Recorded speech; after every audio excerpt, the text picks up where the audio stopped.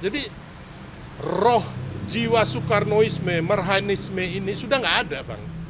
Kalau kita melihat bahwa jiwa Marhain, jiwa patriotisme dari nasionalis dari Soekarno ini ada dalam diri Pak Jokowi. Makanya kami mengikuti ketika Pak Jokowi itu mendukung Pak Prabowo dan Mas Gibran, kami ikut, Bang. Karena saya ini adalah salah satu deklarasi, saya adalah inisiator gerakan Setia Tegak Lurus Jokowi. Saya Sylvester Matutina sebagai Ketua Umum Solidaritas Merah Putih, salah satu relawan bersama ratusan relawan lain, kami mendeklarasikan Setia Tegak Lurus Jokowi. Karena apa? Ketika Pak Jokowi mendukung siapapun, termasuk Pak Prabowo, kami akan ke situ.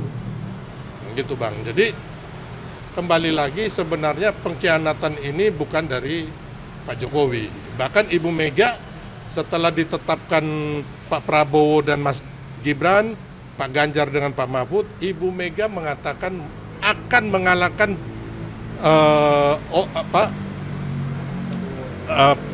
endorse-nya Pak Jokowi ini, yaitu Pak Prabowo, dalam satu putaran.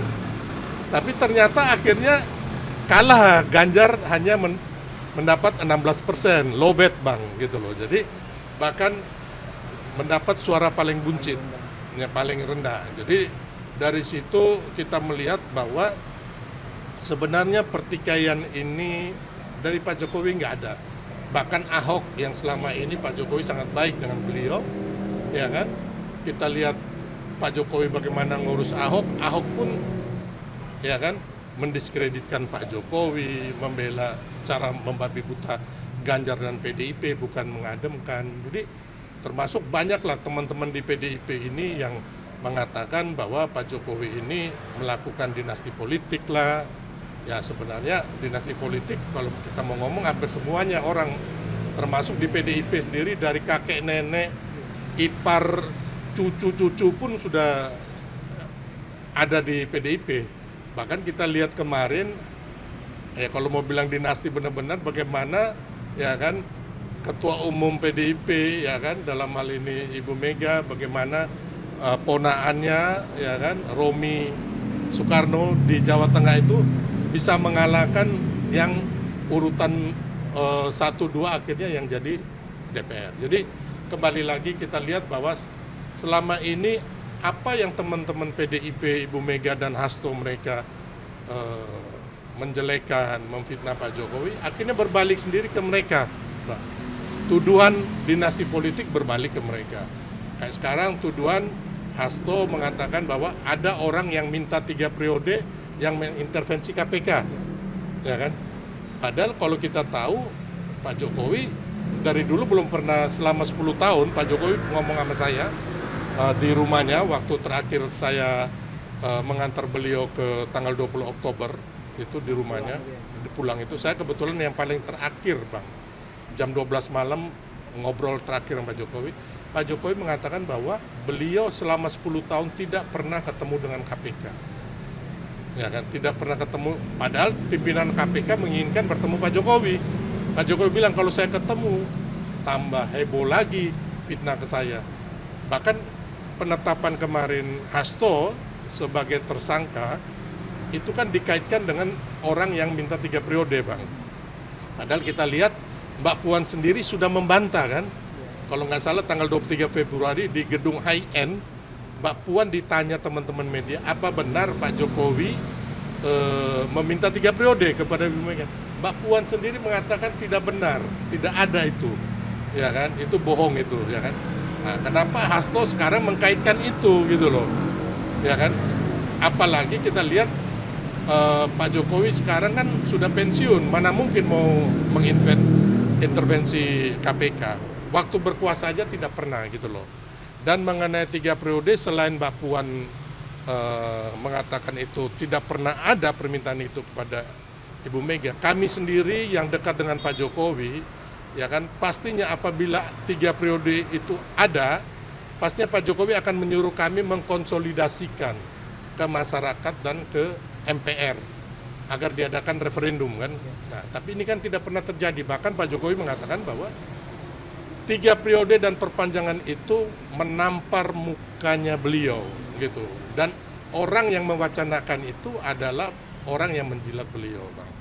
Jadi kembali lagi bahwa semua fitnahan, semua ejekan itu berbalik, Bang. Tuhan itu tidak tidur, makanya sekarang Hasto ya kan, kebenaran itu akan mencari jalannya, gitu loh. Jadi kamu mau tutupin kayak apa, kamu mengalihkan mencari kambing hitam ke orang lain, dalam hal ini Pak Jokowi, ataupun kamu menjelek-jelekan, nah, berbalik apa yang kamu tabur, itulah yang kamu tuai saat ini, gitu loh. Tapi Pak, di balik perselisihan atau pertikaian antara PDI dengan Pak Jokowi yang dilakukan, pemecatan yang dilakukan oleh PDIP sendiri, menurut Bapak ini secara etika tuh etis nggak sih Pak yang dilakukan? Kalau menurut saya sih semuanya baik ya, baik secara etik, moral, prosedur. Itu kan yang berwenang ketua umumnya yang punya partai. Bang, kita ini kan nggak bisa ngomong apa-apa, Bang, gitu loh. Toh tanpa dipecat sendiri kan Pak Jokowi sudah dihancurkan karakternya oleh mereka. Tanpa dipecat ya. Ya bagi kami dan juga bagi Pak Jokowi, pemecatan itu tidak ada artinya, Bang. Pak Jokowi bahkan berbahagia karena apa, Bang? Sudah terbebas sebagai petugas partai dan juga terbebas dari partai yang selama ini menurut masyarakat itu ya, menurut teman-teman itu